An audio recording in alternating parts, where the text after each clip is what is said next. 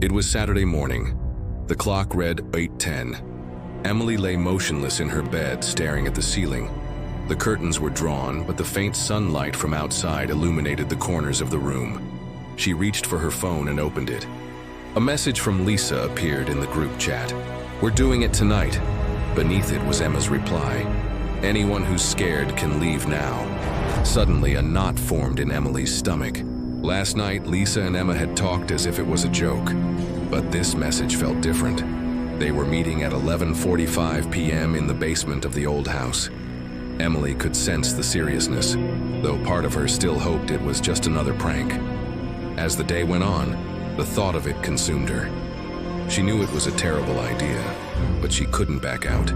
By evening, they gathered outside the abandoned summer house.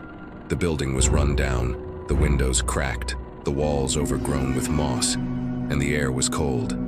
Everything screamed against the idea of being there, yet Lisa and Emma were eager to proceed.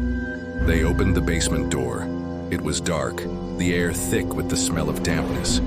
Lisa held a flashlight and stepped inside. "This is it," she said, her voice echoing. Emma quickly placed an old book on the floor. The pages were yellowed, and some edges looked as if they had been burned. It was an ancient, eerie spellbook.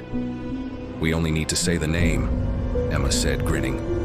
"If it's here, it'll give us a sign." Emily took a step back. "Don't do this," but Lisa and Emma had already begun. "If you're here, show yourself." Silence enveloped them. Then, from the depths of the basement, a faint creak was heard. Creak.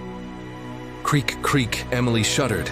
This isn't just the wind," she said, her voice trembling. Suddenly the candles flickered, their flames rising.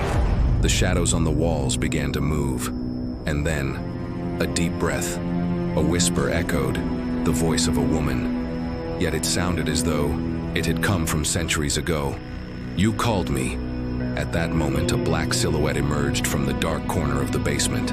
It had no face, no eyes, but it was staring at them. Emily's heart raced. Lisa's eyes widened. Emma's hand shook. "Okay, this isn't funny anymore," Lisa said, her voice trembling.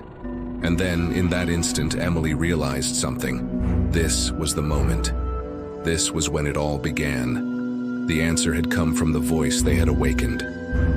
"It's too late." Then, everything went silent. The basement was consumed by darkness. After a few moments, Lisa and Emma, terrified, looked at each other and stepped back. The echoes of their screams filled the space. But from the basement, there was no answer. A week later, fresh paint was applied to the doors of the summer house. But no one dared to go near it again. The name of the missing Emily was never spoken again. Yet one night, if someone dares to make the cursed call again, another will vanish.